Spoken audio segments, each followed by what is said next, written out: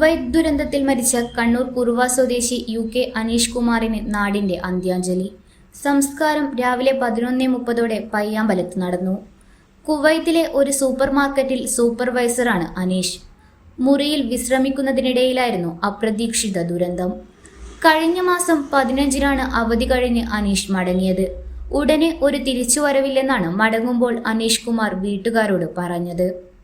ഇന്നലെ രാത്രിയാണ് അനീഷ് കുമാറിന്റെ മൃതദേഹം കണ്ണൂരിലെത്തിയത്.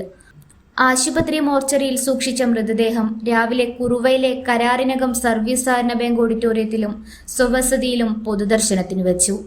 നൂറുകണക്കിന് ആളുകളാണ് അവസാനമായി അനീഷ് കുമാറിനെ ഒരു നോക്ക് കാണാനെത്തിയത്.